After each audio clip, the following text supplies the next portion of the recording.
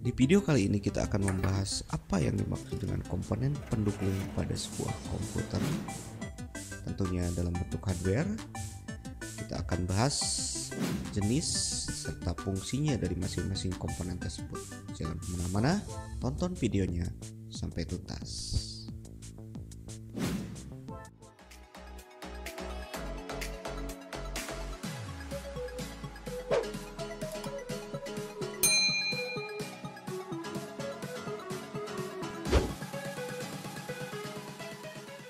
Assalamualaikum warahmatullahi wabarakatuh. Kembali di 99 Channel. Apa kabar sobat YouTube sejagat raya? Komponen pendukung yang merupakan salah satu bagian dari sistem hardware. Ini bagian dari part 6 sebagai part terakhir dari pengenalan sistem komputer untuk bagian dari hardware. Apakah yang dimaksud dengan komponen pendukung? Komponen pendukung merupakan komponen yang melengkapi kerja dari komputer. Bagian-bagiannya kita akan bahas. Yang pertama adalah motherboard atau yang biasa disebut mainboard, atau mungkin bahasa tekniknya juga bisa disebut dengan MOBO. Kemudian yang bagian keduanya adalah power supply. Kemudian yang bagian ketiga ada VGA card, sound card, dan yang bagian berikutnya ada casing atau casing. Nanti kita bakal bahas satu persatu bagian-bagian atau komponen-komponen tersebut beserta fungsinya dari masing-masing komponen. Yang pertama adalah motherboard. Motherboard merupakan komponen terpenting dalam sebuah komputer, karena sebagai komponen sirkuit board utama yang menghubungkan banyak komponen lainnya, mulai dari CPU atau prosesor, RAM, video card, sound card, hard disk, dan lain-lain.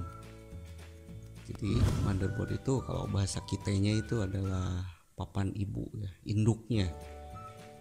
Jadi induk untuk menempatkan komponen-komponen yang lainnya, yang merupakan adalah komponen sirkuit board utama. Jenis dari motherboard ditentukan berdasarkan jenis prosesor yang digunakan nantinya. Kita dapat melihat dan menentukan prosesor apa yang dapat digunakan oleh suatu motherboard dengan cara melihat kode jenis dari soketnya. Mari kita coba mempelajari bagian-bagian yang ada pada motherboard tersebut. Kita mulai dari bawah ya. Ini adalah yang di bawah ini jenis konektor SATA. Ini untuk menempatkan hard disk atau DVD-ROM dengan jenis SATA. Kemudian yang sebelahnya ini adalah ID konektor. ID konektor ini untuk menempatkan hard disk berjenis ATA yang jadul, juga DVD atau CD-ROM jenis ATA. Kemudian ini adalah slot RAM. Jenisnya macam-macam, ada slot DDR1 atau DDR2. Untuk menempatkan RAM di sini adalah soketnya atau slotnya. Kemudian ini adalah chipset, bentuk chipset, macam-macam chipset ya. Kemudian ini adalah soket prosesor, fungsinya untuk menempatkan prosesor. Jadi jenisnya beda-beda. Di sinilah soket yang membedakan prosesor mana yang cocok ke masing-masing motherboardnya, tergantung dari soket ini. Kemudian ini ada baterai CMOS atau CMOS baterai, berfungsi untuk memberikan daya ke settingan BIOS. Nah ini ROM BIOS. ROM BIOS adalah BIOS, pengertian dari BIOS ada Basic Input Output System, dimana ROM ini read only memory, tersimpan di sini di sebuah chipset, dimana menu BIOS itu bisa ditampilkan dan settingan itu diberi power dari sebuah baterai yang disebut baterai CMOS. Kemudian ada ini FDD konektor, berfungsi untuk menempatkan floppy disk yang sebelumnya udah kita bahas di video sebelumnya apa yang dinamakan floppy disk. Floppy disk adalah disket, floppy disk drive, FDD konektor tentunya. Kemudian ada ini slot PCI Express 1X, kemudian slot AMR untuk memasangkan tambahan-tambahannya. Kemudian ini slot PCI, bisa menempatkan untuk LAN card, jenis LAN card yang dipasang selain onboard. Kemudian ini slot PCI Express 16K, ini untuk memasang 16X ya, sorry. Ini untuk memasang PGA card, di sini dipasang PGA cardnya. Kemudian yang ini yang PCI juga bisa untuk memasang sound card. Sound card bisa dipasang di sini. Kemudian ini adalah yang namanya power connector 4 pin. Ini sambungannya ke power supply. Kemudian ini power connector 20 pin, ini sambungannya juga ke power supply. Nanti kita bahas power supply, jenis pinnya ada berapa saja. Ini tersambung ke bagian dari power supply tersebut. Nah, yang ini harus dipandang dari pandangan depannya ini. Ini adalah untuk printer, ini USB, ini ada LAN card, ini untuk sound card. Sound card yang berjenis onboard. Kemudian ada juga PGA yang berjenis onboard juga terpasang di bawah pot printer. Oke ya, kita coba pelan-pelan. Ini kita hanya sebagai contoh aja, contoh dari sebuah motherboard, dan kesemuanya ini keseluruhannya fungsinya dari jenis motherboard itu hampir sama, fungsi-fungsinya dan bagian-bagiannya hampir sama. Mungkin yang membedakan dari soketnya, dari jenis soketnya menentukan prosesornya juga, kemudian dari slot memorinya menentukan jenis memori atau RAM-nya juga. Untuk komponen tambahan yang kedua adalah power supply. Secara garis besar power supply elektrik dibagi menjadi dua macam, yaitu yang pertama power supply linear, yang kedua switching power supply. Sedangkan berdasarkan konektornya, power supply dibagi dua jenis. AT12 output mempunyai dua konektor dan ATX20 output mempunyai satu konektor. Yang pasti fungsi dari power supply tersebut adalah sebagai penyuplai tegangan listrik yang memberikan supply ke mainboard, di mana power supply tersebut memiliki kabel-kabel yang berbeda-beda. Nah, ada yang jenis ini adalah kabel kabel untuk SATA. Fungsinya untuk memberikan power kepada DPD jenis SATA dan harddisk jenis SATA. Kemudian ini soket jenis 20 pin masuk ke power mainboard. Kemudian ini floppy untuk kabel power floppy atau FDD, floppy disk drive. Kemudian ini 6 pin power kabel, ini untuk ke mainboard juga. Kemudian yang ini 4 pin main power kabel, sama masuk ke mainboard. Kemudian ini ada 4 pin untuk power kabel. Ini jenis ini untuk memberikan power kepada jenis harddisk ATA yang jadulan atau CD-ROM atau DVD-ROM jenis ATA. Atau juga ini bisa untuk memberikan tegangan listrik untuk fan atau kipas. Nah, di sini ada 2 warna atau 4 warna ya, dimana hitam ini jenisnya ground, hitam kuning di sini adalah positif dengan tegangan 12 volt, sedangkan hitam merah sebagai positifnya, hitam sebagai groundnya, ini dengan tegangan 5 volt.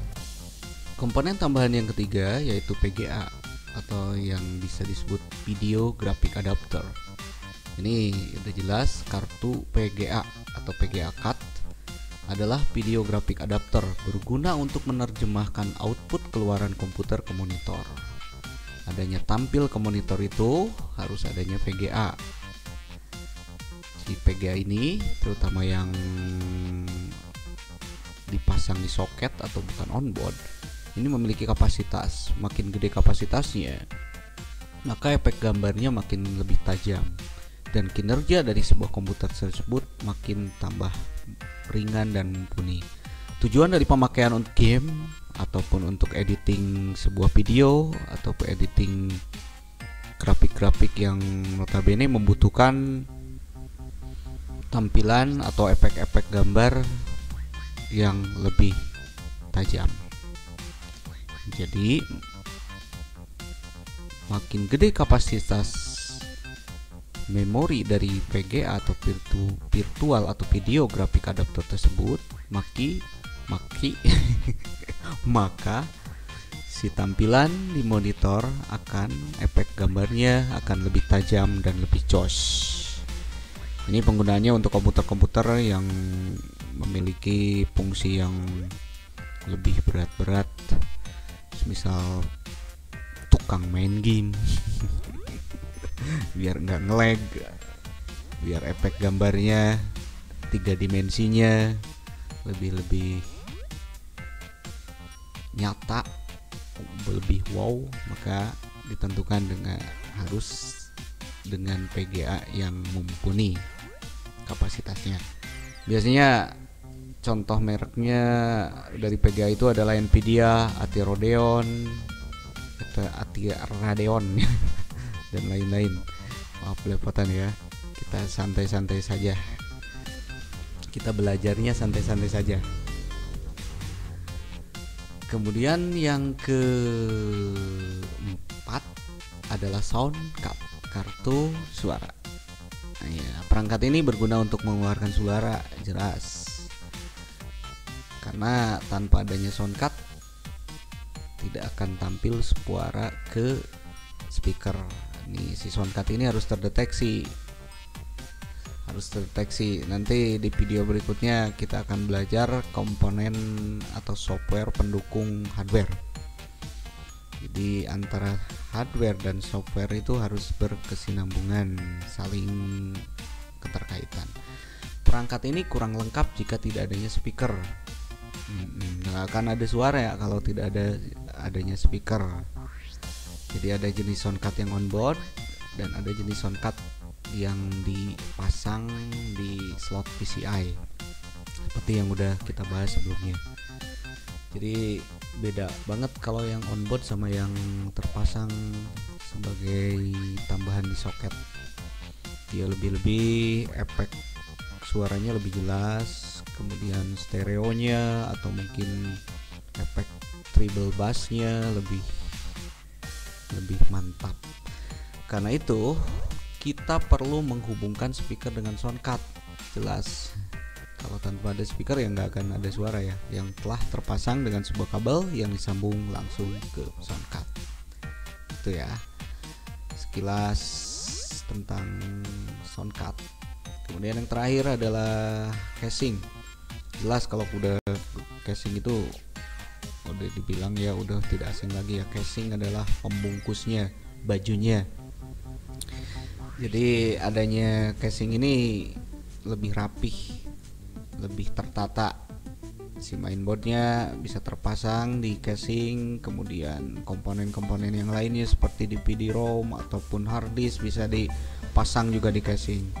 Casing ini ada jenis casing standar dan ada casing modifikasi. Begitu sekilas juga tentang casing. Oke. Untuk komponen pendukung sebagai part yang keenam dari sistem pengenalan komputer hardware adalah part yang terakhir, telah tersampaikan, telah tersajikan, walaupun mungkin banyak kekurangan dalam penyajiannya atau juga penyajian yang telat upload dan lain-lain, mohon dimaafkan.